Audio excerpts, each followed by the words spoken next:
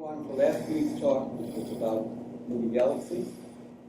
This is about black holes in small places. Thanks very much for having me. This is probably the last talk I'll give before my life changes dramatically, so I'm super excited to be here. I heard you had a talk on dwarf galaxies last week, so that's very timely. I'll be talking about two completely different aspects of dwarf galaxies. One that has interested me since my thesis, which is whether or not there are black holes in the centers of dwarfy galaxies and how the demographics of black holes change as we go to the lowest masses. And then for a radically different density regime from the absolute most dense place in the universe, I'll transition to these super low surface brightness galaxies that are 10 to the 8 solar masses of stars spread out over the size of the Milky Way, these ultra diffuse galaxies. And I'll start with a philosophical comment about which I have nothing deep to say, but I do think it's quite amazing that in this dwarf regime, and here I'm thinking about galaxies that are smaller than the Large Magellanic Cloud, so a few times 10 to the 9 in stellar mass or less is typically what I mean when I say dwarfs. You can have things like ultra-compact dwarfs, which have something like 10 to the 7 solar masses of stars in, tens of parsecs. Nature knows how to make those. And nature also makes these incredibly diffuse things. And I'm sure if we could understand the formation paths of both, we would know more about hierarchical structure formation. But I don't understand the formation paths of both. So that's why we all stay in business. So I thought I would start my talk with the black hole end of things. And this is, as I said, work I've been thinking about for a long time, but most recently in collaboration with Amy Rines and Chris Pardo and Andy Gould. So my thesis advisor's thesis was, I think, really the first in the mid-90s to show that basically all massive bulge-dominated galaxies harbor supermassive black holes at their center. And he could see this already just using accretion to trace whether or not they're black holes. And he saw evidence for accretion in such a high fraction of massive galaxies that it became clear that basically most, if not all, massive galaxies have black holes at their center. Since then, of course, with the Hubble Space Telescope and then advances with AO from the ground, we've gotten lots of, sorry, this is not showing up so great, but this is just the black hole mass now measured dynamically versus various probes of the potential of the galaxy, here the velocity dispersion. And we know that there's a correlation then between the central black hole mass and the dispersion potential of the galaxy. Is that the velocity where it's out, where it's flat? This is a velocity dispersion, not a circular velocity, because these are hot stellar systems. So it's about a square root of 2 less than the circular velocity typically. The hard thing, the question we didn't know the answer to, and still don't know the answer to, is as you go to lower mass galaxies, do you continue to harbor supermassive black holes? And I think your talk last week was about star formation in dwarf galaxies. That's completely the bane of our existence if we're looking for evidence of accretion. It completely masks the emission signatures that we typically rely on to tell us that there's an accreting black hole. Or if you want to try and use the dynamics of the stars or gas at the center of the galaxy, of course, the black holes are getting smaller. And so our ability to resolve the region of the galaxy where the gravity of the black hole dominates becomes very limited with current technology. And so it's actually quite challenging to address what happens to the demographics of black holes in low-mass galaxies. We're interested not just because we want to know the answer, but also because we hope that dwarf galaxies don't do much in their lives. They don't merge that much. They sort of sit around. They're not so good at making stars. So looking at the black holes in the low-mass galaxies is like the dregs of the seed black holes that were formed early that eventually grew into the supermassive black holes that we know and love in M87. And so the idea is if we can ask questions like, what's the smallest supermassive black hole that I can find? How often do dwarf galaxies have black holes at their center?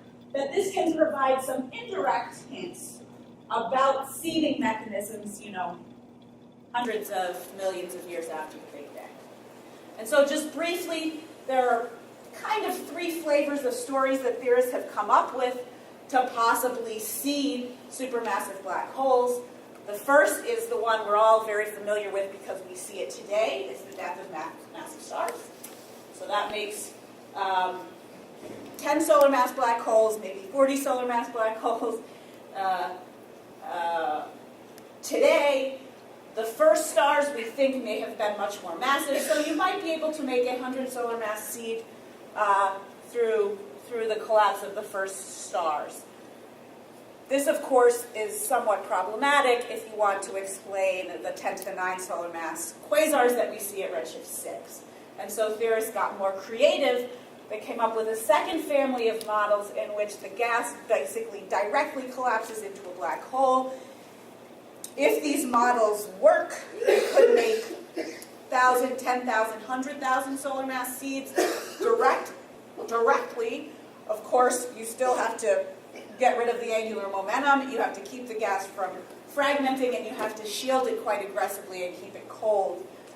So it's not completely clear that this channel works, but it would, if it does, would make you much more massive seeds. And the third route, which actually has had a renaissance in the last few years in the literature, is that you form a dense cluster of stars, and then you make one massive star, one massive black hole through the death of a massive star, and then you just get a dynamical runaway in the center of the cluster, which could also build you as something like 10 to the 4 solar mass seed black hole in, billions of years, depending on how dense the cluster is to begin with. So those are the families of models that we have at least thought of so far. And as I said, one boundary condition on which seed process is most important is that you have to be able to make 10 to the 9 solar mass black holes very quickly. It's hard to do that if you start with 100 solar mass seeds. So theorists like these heavier seeding mechanisms. The other type of constraint we can place, which is indirect, is the game that I want to talk about, which is looking at the demographics of black holes in low-mass galaxies today. And this is just a cartoon of how it could put some kinds of constraints on how the seeding works. So if you imagine making massive seeds, either through the direct collapse channel or through dynamical runaway in clusters, what you're imagining is that each black hole is more massive, but it's much less likely that that will happen in a given halo, and so you seed fewer halos. Whereas the death of massive stars presumably happens in every halo, so you get 100 solar mass seed in every halo. And then you do some magic merger trees, or you put it into a lustrous, or whatever your favorite way of tracking dark matter halos is, and you can actually predict different distributions of black hole mass as a function of stellar mass, depending on how you seeded the halos very early in cosmic history. And of course, there's any number of assumptions that go into propagating between the seeds and the present day. But ultimately, what we as observers would like to provide is what fraction of dwarf galaxies harbor black holes and what is their distribution of mass. So that's the goal. As you'll see, we're making some progress, but we haven't achieved that goal. So how do we go about just figuring out where the black holes live in the dwarf galaxies? Of course, the best way to determine whether or not there's a black hole is through dynamics. So you would like to be able to say the stars or gas in the center of this galaxy is moving so fast that there must be a very dense object, too dense to be explained by any other astrophysical phenomenon. As I already alluded to resolve the relevant scales, which are fractions of a parsec for these low-mass black holes, requires that the galaxies be very nearby. So the first place people looked for black holes in low-mass galaxies was M33, which is a nearby neighbor of Andromeda. And there's an upper limit of 1,000 solar masses or less for any massive black hole at the center of M33. And that came out in 2001, very soon after the discovery papers of the black hole sigma relation. And so people basically at that point said, okay, it's solved. If you have a bulge, you have a big black hole. If you have no bulge, if you're one of these wimpy late-type spirals, you have no black hole. The problem was we also had basically the same galaxy. This is NGC 4395. It's also a late-type spiral galaxy, also has a nuclear star cluster. Pretty much the same stellar mass as M33, just a little bit further away, 4 megaparsecs away. And since 1989, we knew that it harbored an active galactic nucleus. And we now have a relatively good guess for the black hole mass, which is 10 to the 5 solar masses. So M33 seems to have no massive black hole. NGC 4395 has one. What's the complete demographics of this population? There's not very much more that you can do with dynamics. This is almost everything in the published literature trying to constrain supermassive black holes in galaxies with masses of less than 10 to the 9. I've left out a couple globular clusters, but I'm not going to talk about the controversy of whether or not there are black holes in globular clusters today. So there's a couple measurements. NGC 404, a small S0. NGC 3621 has an upper limit of a few 10 to the 6. NGC 205 and M33, there's a handful, Fornax and a couple other local group dwarfs have upper limits of a few 10 to the 6. And then there was this super exciting recent paper by my friend Daniil Seth in this ultra-compact dwarf galaxy. So these ultra-compact dwarfs are, again, 10 to the 7, 10 to the 8 solar masses in stars. This guy's 10 to the 8 solar masses in stars and a 10 to the 7 solar mass black hole. We think that UCDs form as much more massive galaxies and then get stripped. So we don't actually think that their history is quite the same as these galaxies who have been low mass their whole lives, but it's an interesting addition to the story. So that's pretty much everything that we can do, literally everything that we can do with dynamics. So we're kind of stuck with less direct indicators of the presence of black hole that come from accretion. So, 10% of local galaxies show signs of an accreting black hole. We can play the same game with dwarf galaxies. This is the most recent work that I was involved with, led by Amy Rines. And she just went into the Sloan Digital Sky Survey and took all the dwarf galaxies, 25,000 of them, with masses LMC mass or lower, and she looked at their optical emission lines. Okay? These are this well-known BPT diagrams.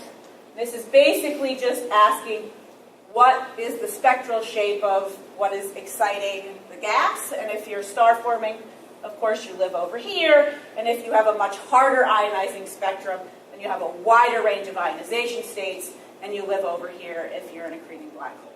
So a handful of these 25,000 galaxies showed some signs of accretion, and a small handful of those showed broad emission lines, which we interpret as gas moving in the potential of the supermassive black hole. So Amy and her collaborators have now been actively following up this sample. This is Vivian Baldassari's thesis, one of the most extreme objects in the sample. We guess has a black hole mass of only 50,000 suns, and if you want to know how we guess the black hole mass, we can talk about it after, but there's probably an order of magnitude uncertainty in that guess. But it's got a well-detected X-ray source. It's got clear high ionization lines. We're pretty confident that in this source it's powered by accretion onto a black hole. One of the things I want you to notice is that this X-ray luminosity is actually quite low. a few times 10 to the 39. And the width of this broad line is actually not so broad. You know, you think about quasars, you think about 4,000, 5,000 kilometer per second lines. This is 800 kilometers per second. So to use accretion signatures as an indicator of the presence of a black hole at these low masses, whatever we do, we're right up against the boundary of where stellar processes could also be what we're seeing, right? I mean, it's easy to imagine one or a few low-mass X-ray binaries giving you a few times 10 to the 39 in the X-ray, and supernovae and other sorts of stellar winds can also give you a few hundred kilometer per second broad lines. Yeah. Can you estimate the rate of accretion in terms of solar mass? Well, we could, but there's an order of magnitude uncertainty in the mass. So, I mean, we're talking about less than a tenth of the solar mass per year of how it these things. But they're all typically, you know, more than 10% of Eddington, because otherwise we wouldn't see them.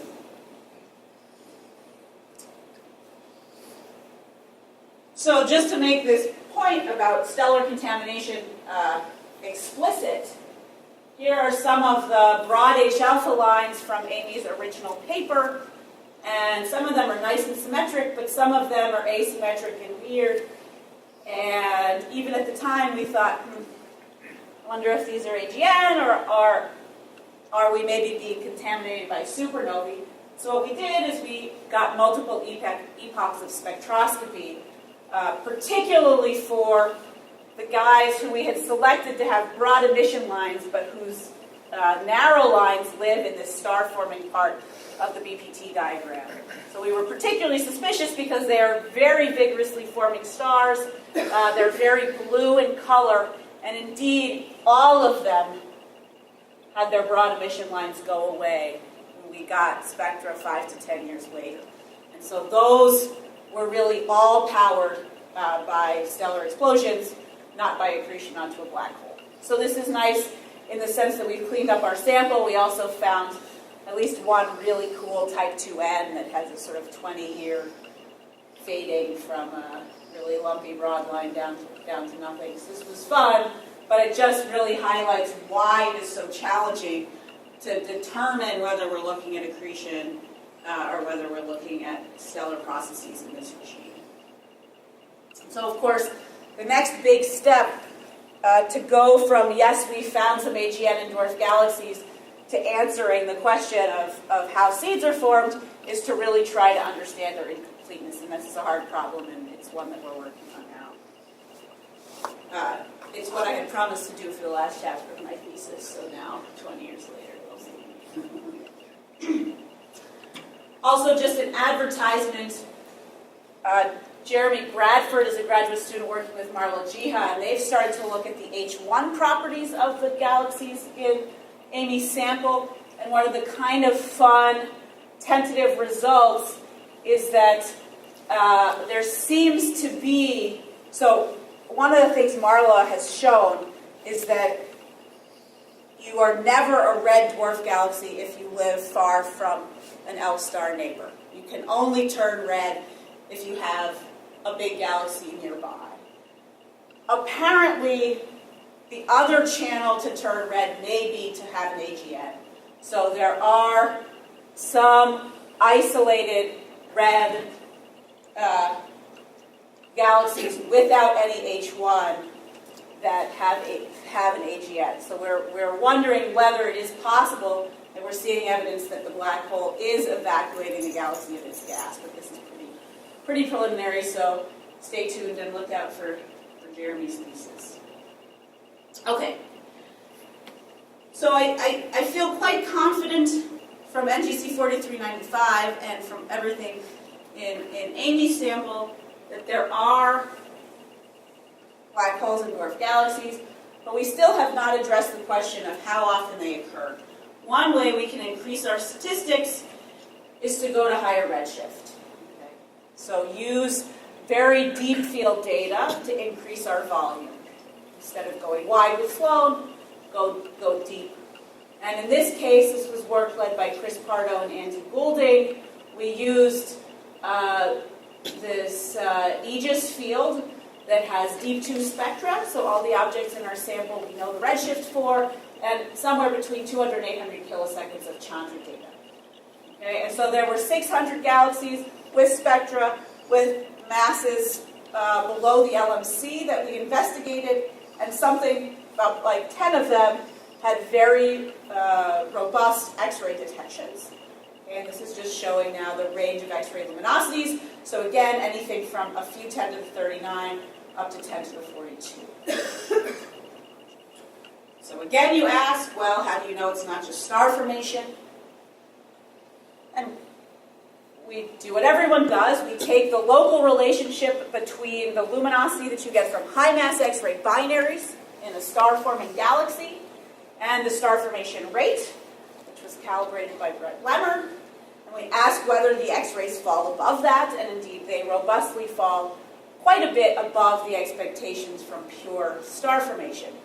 Of course, this relationship was calibrated for more massive galaxies with solar metallicities, so we don't know the scatter very well in this relationship for low metallicity. If you get a lot more high mass X-ray binaries as you go down in metallicity, this could cause some of the objects in our sample, but taking this relationship at face value, the majority of the objects in the sample are in fact powered by accretion. We also have beautiful Diffuse spectra, so we can again ask where they fall in these ionization diagrams. Unfortunately, we don't have all four strong lines for all of them, but their ensemble of line ratios puts them in the AGN part of this diagram. So again, consistent with the idea that they are in the majority powered by accretion. And just because we could, and because Rachel Somerville is awesome and down the road, we compared with her model expectations for the AGN fraction at these redshifts, around a redshift of a half, for the lowest mass galaxies. So our measurement is in blue, and her model, for reasons we'll probably never understand, seems to agree with our measurement. So we figured we'd publish that. But all joking aside, I actually think there's quite an opportunity now. We have a variety of different constraints at different redshifts on the AGN fraction in low mass galaxies. And if we then compare with different models, with different seeding mechanisms, we may be able to rule out at least parts of the parameter space as the number of constraints goes up. So I'm almost coming to the end of the first part of my talk. Just to recap, we do find accreting black holes in dwarf galaxies. We know that not all dwarf galaxies harbor black holes because M33 doesn't seem to have one, but we know that some do. We are just starting the process of really digging into our incompleteness in optically selected samples and complementing the low redshift 0 samples with higher redshift deep field to try and get more statistics to understand the demographics of black holes in these galaxies. But can I answer the question that I set out to answer? Well, the best job I think done so far was done by Brenton Miller and Ella Gallo in Michigan, and they have a survey, a Chandra snapshot survey of low mass red, well, all mass red galaxies. Working with red galaxies is nice because you eliminate the contamination from star formation and high mass X-ray binaries, so you only have to worry about the contamination from low mass X-ray binaries. So taking that out and just looking at the distribution of X-ray point sources as a function of stellar mass, they placed some constraint on what fraction of the 10 to the 8 to 10 to the 9 solar mass galaxies contain black holes. So this is almost completely degenerate with the distribution of accretion rates onto those black holes, but not completely. And so we're able to say that our best guess is that something like 70% of galaxies in this mass range of 10 to the 8 to 10 to the 9 solar masses harbor harbor supermassive black holes. Brendan ended this paper with a discussion of how you would need to improve the X-ray data to get better constraints, and he said, you know, we need a PSF of 0.1 arc seconds. So we are actively working to get larger samples, but we'll see if we can do better. What can we do to do better? Let me just go to my next step slide here. So I think there's a lot of prospects actually for dynamics. ALMA is just getting to a point where it has 0.1 arc second resolution, and many of our low mass galaxies are gas rich. And so I think we will be able to push out a little bit further and to a different subset of galaxies and get dynamical masses using ALMA. We've got a couple pilot programs going now to demonstrate that this is possible. 30-meter telescopes, of course, will allow us to get dynamical black hole masses for 10 to the 5 solar mass black holes all the way to Virgo. So that's a much, much larger volume than the 5 megaparsecs we can do now. And that will really revolutionize this field. Also, exciting prospect is the James Webb Space Telescope and the possibility that we may directly measure black hole seeds forming. I'm cautiously optimistic this may happen with JWST. I'm convinced it will happen with W first because of the wider area. So I think in the next 10 years we will be robustly detecting accreting black holes of 10 to the 5 to 10 to the 6 solar masses at redshift 6 to 8. And then I know you've had a talk recently from Subi Gazari. One of the completely complementary ways to probe black hole demographics is to use tidal disruptions, because you don't have to wait for the black hole to actually accrete gas. They're all going to eat a star eventually. And so as Pan-STARRS is getting mature and LSST is coming online, I have hope that we will get new constraints on the demographics of black holes and low-mass galaxies using tidal disruptions. So that's the main punchlines I wanted to give you about black holes and dwarf galaxies. Before I get to the ultra-diffuse galaxies, I'll just see if anyone has a burning question. There's 1 and 2. So I had a question about, you have, M33 doesn't have a black hole. Right. It's a very small one. And similar galaxies, or apparently similar galaxies that do have black holes, has anyone done work to try and figure out if there's like a marker or indicator or something to enable you to distinguish between spectral line widths or whatever? If you could say, these guys... Well, I mean, the spectra certainly look different. In GC 4395, the black hole is actively accreting. So we see the AGN. So that's how we know it has a black hole in that case. But that's a transitory thing.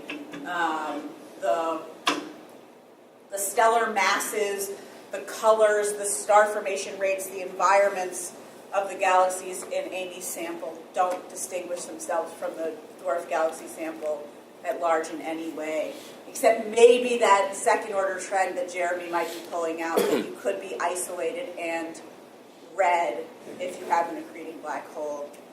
That maybe is the one exception. But otherwise, no. What fraction of them are X-ray sources? I mean, that's just a question of how hard you look. So in my thesis sample, which we selected on black hole mass, we detected all of them in Chandra, but those were at the more luminous end. With Amy's sample, we've published 12 of them with 10 to 20 kilosecond Chandra observations. There's nothing terribly surprising about their X-ray relative to what we see in the optical. Kind of in keeping with what you might expect, you get a little bit more X-ray per UV photon as you go to these lower masses. You might think happens if the fission disk gets hotter, so we can see secondary things like that, but we don't see much from the X-rays. In in the case of NGC 4395, which is very close, it's wildly variable in the X-ray. And so one of the constraints of the black hole mass does come from looking at variability. So I guess one question that I've been thinking about a lot with this whole topic is, so in 2006, Frank Groves had a paper on diagnostics for finding AGNs in low metallicity systems. And basically what he showed was that the BPT diagnostics, especially the nitrogen version of it, are pretty severely biased towards at least solar or supersolar metallicities. If you want to find an AGN with metallicity below, say, half solar, it's not going to show up on the BPT diagram. Or it'll show up in the solar form of the BPT diagram. And so my question is, given that, and generally N2 over H alpha is used as kind of a proxy for metallicity. So that's kind of, so basically my question is, if you are using BPT diagnostics to find AGNs, then you're sort of preferentially picking out systems which are not particularly low metallicity. And So I'm just going to briefly Sure. beg to differ with you. Okay. That's NGC 4395, Right. which is a 1/3 solar Yeah. so thing, depending on who you want to ask.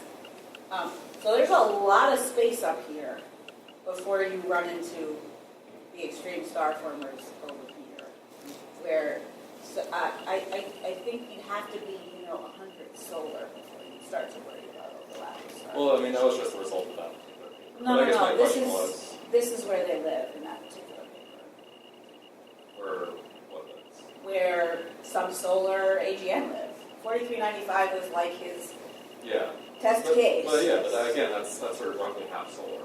So my question is, like, for example, like Well, the stellar masses of the galaxies we're looking at are not so low that they'd be much less than a fraction. So that was my question is, where do these fall on the mass metallicity relation? And are they generally higher than what you expect for a given stellar mass? And if so, what does the effect of chemical evolution have on the question more broadly? Is if you have more chemically evolved systems, even if they are dwarf galaxies, how can you say, like, can you sort of quantify or estimate how much sort of secular accretion the black holes have gone through?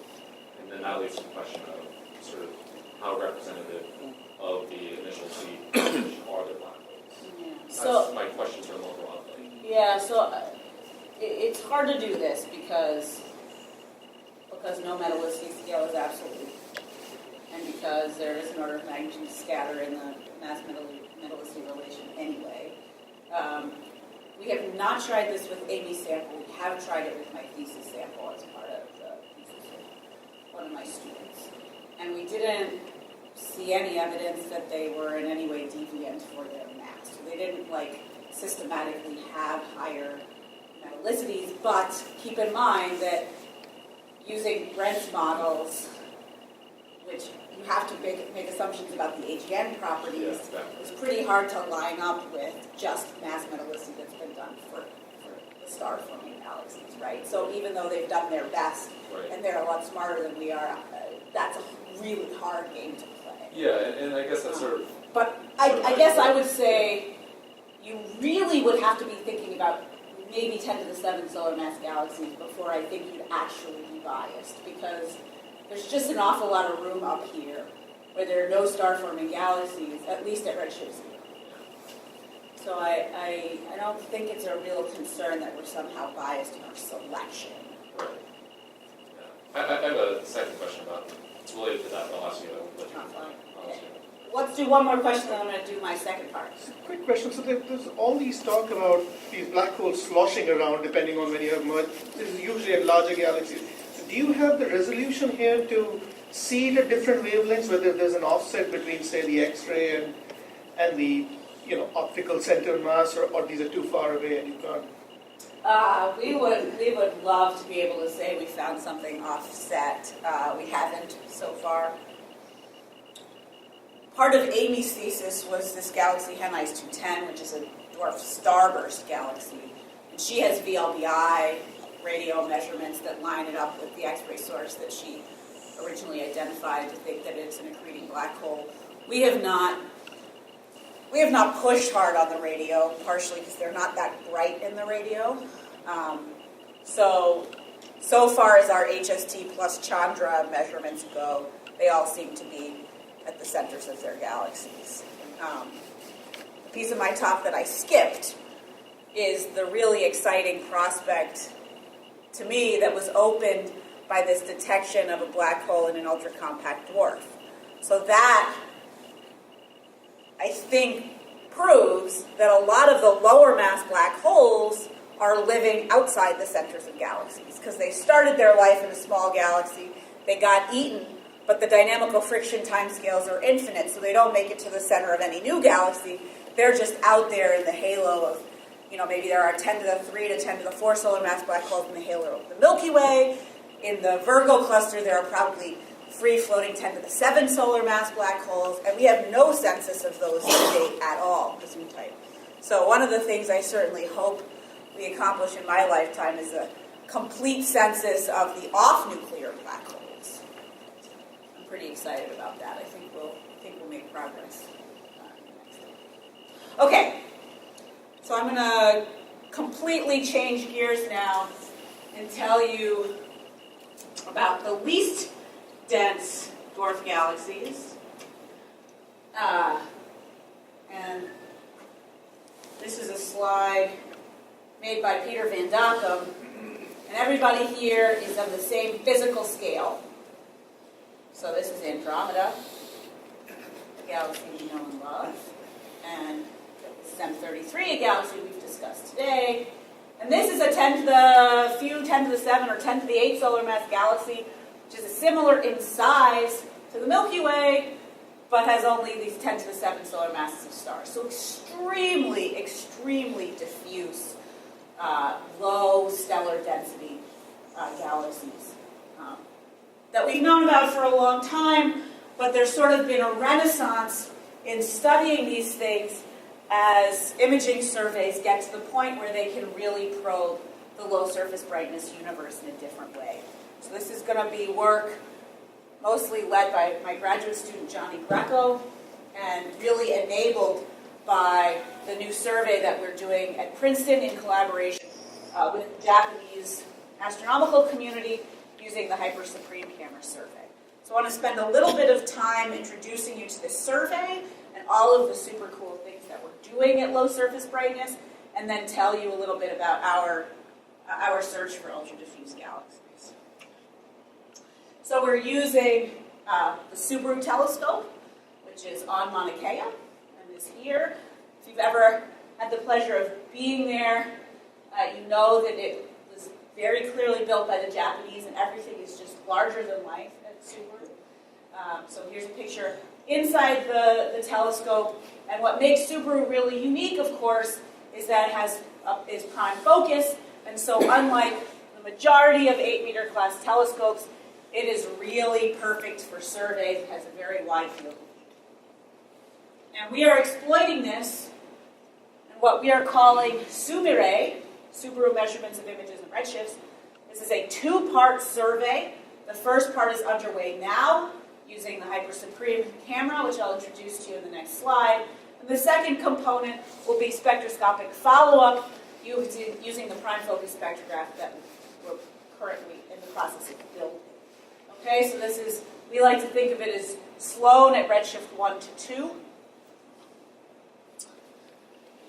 2. Here's the Hyper Supreme camera with a 1.8 square degree field of view. It's like 80-something CCDs. And it's getting close to LSST. So this is, for us, in many ways, LSST practice. Robert Lupton has been doing all the image processing and pipeline work, which is all preparatory for what he'll be doing for LSST. And the survey that we're doing with this very wide area capability has 3 layers. It's a wedding cake. The wide area will be 1,400 square degrees to a depth of 26, 5 bands, GR, I, Z, Y. Then there's a deep area designed to study redshift 1 to 2, which is 30 square degrees, 1 magnitude deeper, and includes some narrowband imaging.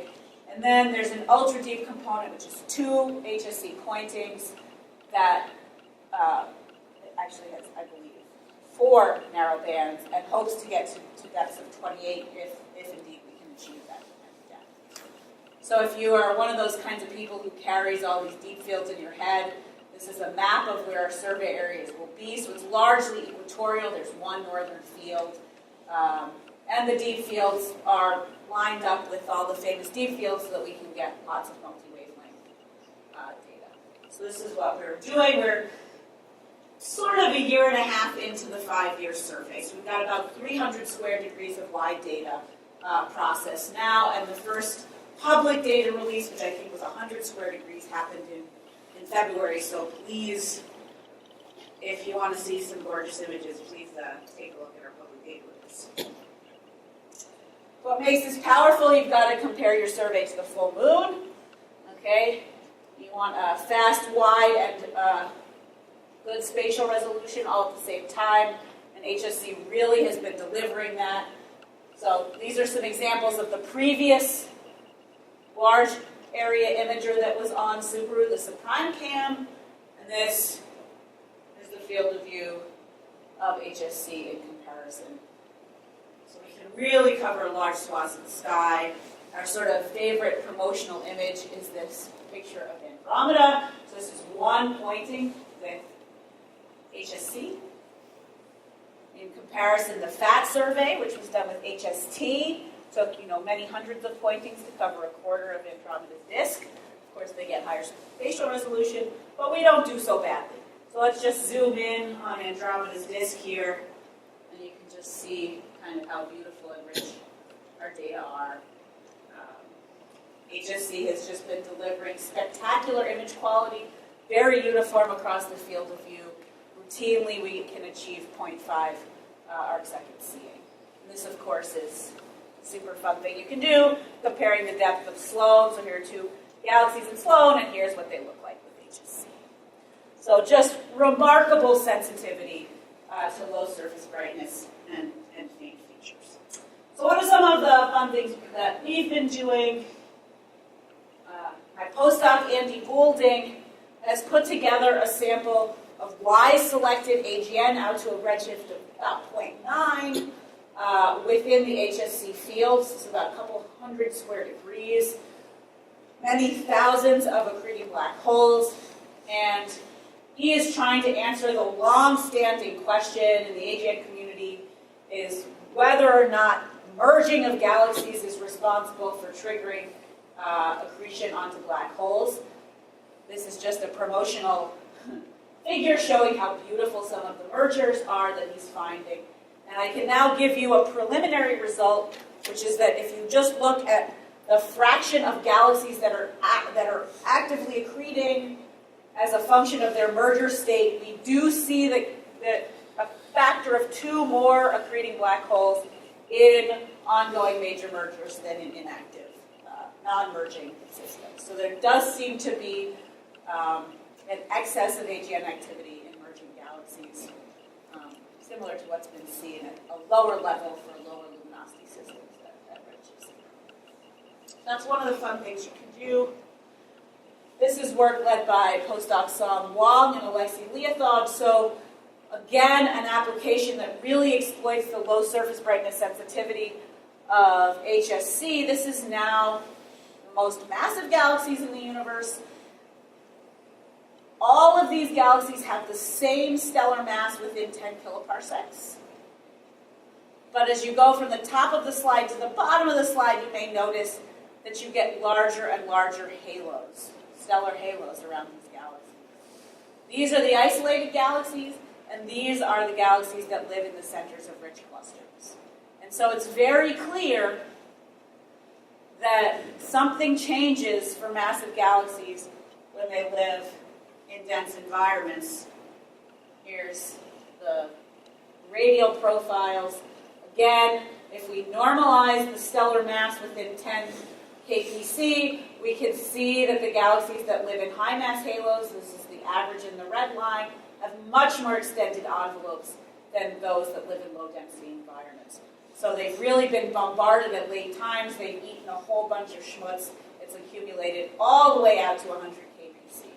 So this is another fun result that you can only really do when you have the exquisite surface brightness sensitivity afforded by the hyperscreen. Okay, so that gets me back now to the main purpose of my talk, which is to try and understand the formation of these ultra-diffuse galaxies.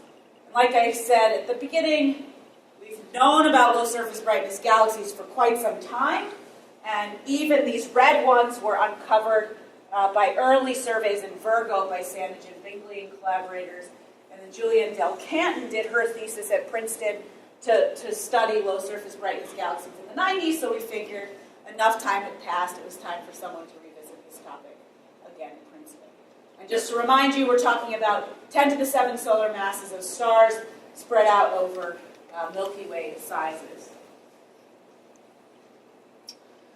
This field was really rejuvenated because Peter Van Dockum has this dragonfly survey using small aperture, very small aperture telescopes, but exquisitely sensitive to low surface brightness things.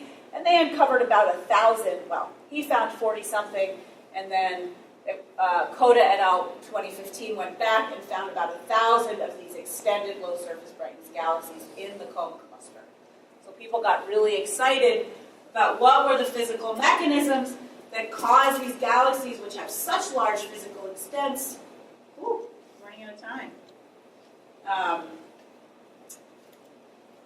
to be found so preferentially in rich environments. And so people have now looked in Virgo and Fornax and Perseus and a handful of low redshift clusters. There's evidence for at least a couple of these that they live in extremely large dark matter halos. I mean, that their size probes their dark matter halos. So they have Milky Way-like halos and are extremely anemic in stellar mass, very, very high mass-to-light ratios, and correspondingly very high globular cluster counts. The problem is, main question is how do you make them? So Julianne's theory was that, well, there's got to be a high angular momentum tail to the halo distribution, and those galaxies are just naturally going to be more spread out and more diffuse. So that was her motivation for looking for low surface brightness galaxies. But because all of these UDGs have been discovered in rich environments, an alternate possibility is that they fell into a rich environment early and really got completely stripped of their baryons early and became independent. And the question is, do both of these formation channels happen, or is one preferred over the other? And to answer it, you really need to go beyond just having a cluster sample. You also need a field sample. And this is where HSC comes in. And so Johnny, my graduate student, has been going through all of our wide data so far. I won't go through the details, but he's been very successfully uncovering extremely low surface brightness galaxies. Of course, we don't necessarily know the distance, but we're finding things down to surface brightnesses of 27 magnitudes per square arc second. I'll show you some examples. Believe me, there's a galaxy in every single one of these snapshots, and in some cases they're very clearly in groups and poor clusters, and so that gives us the physical sizes. So we're finding lots and lots of things, red things in this UDG regime, and they do seem to be clustered around their groups. At the same time, we're finding lots of other fun things. A bunch of them are lumpy and blue and isolated. Some of them seem to be semi-resolved and very, very close to us. And then, as a side product, we're finding extraordinary tidal features quite far from their host galaxy. I don't know if you can see this, but it's like a whole ring of tidal fluff. So Johnny just recently published a paper on this guy. This is a 20 kiloparsec tidal feature, we think, around this absolutely gorgeous caustic post-merger galaxy. So I'm out of time. So I will just flash up my UPG conclusions and questions.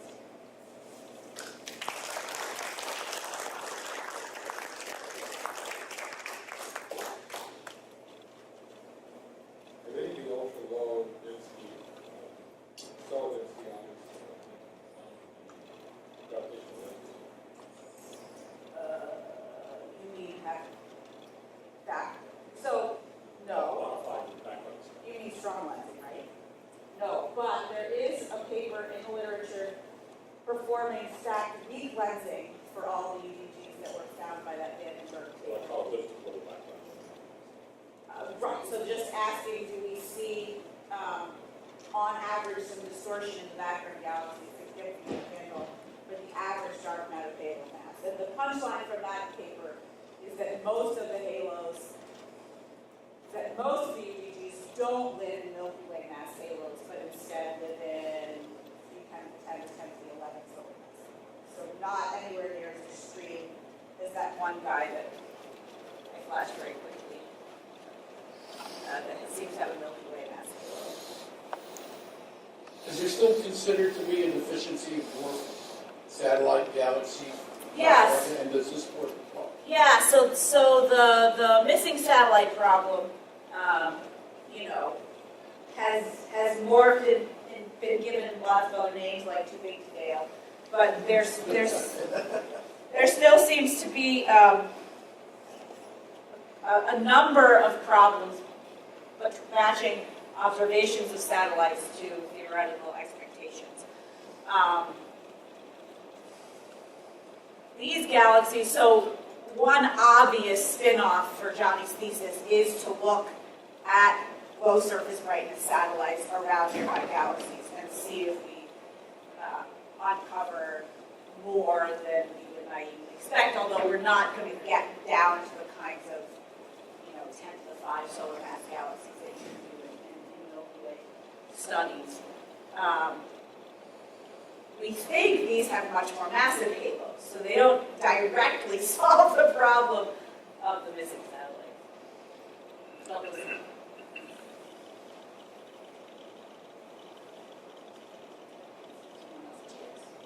In those diffuse galaxies, do you have any measurements of what type of stars are there? Can you get a spectral, or just two things? Sorry, I went too fast, but the deepest spectrum to date is this 33 hours with Keck that was published by Van Docken's group. Just to give you a sense, they're having a, pretty decent signal to noise for 25 magnitudes per arc second. That's 33 Keck hours. The kind of constraint you can put on the stellar population is it's pretty old and it's slightly metal poorer than more massive galaxies. There is now an Arecibo detected sample of low surface brightness things. For a long, long time, the Arecibo community has been wanting to find dark galaxies. Also with the motivation of understanding the missing satellite problem. So maybe we don't find them in stars, but maybe we can find them in H1. And they just put out a paper with 30 or 40 H1 detected galaxies with very, very low stellar densities. And those probably have younger ages. They probably have ongoing star formation, and they probably live outside of rich clusters. So some of our blue guys would be like that as well. So I have to ask, LSST is supposed to be very good at finding protocol objects. Protocol objects? Any So, part of it? we had a lot of discussion of doing that with HSC when we were designing the survey. The question really is the cadence of the wide data. And at least for the current 300 square degrees, we have been prioritizing completing the data so that we can do the really the big money science is the weak lensing and shear measurements and getting a handle on it. I think to really do the Kuiper Belt stuff, you need to take at least one of your epochs well separated in time from the others. So maybe as the survey matures, we'll start doing that. But for now, we're really trying to get to full depth over sort of the 500 square degrees so that we can compete with DES and get the papers out. Does the data become public? Yeah, so we've already had our first data release in February. 100 square degrees. It's something like that. But that was more than half of the data that we had when we released it. We've just been accumulating more.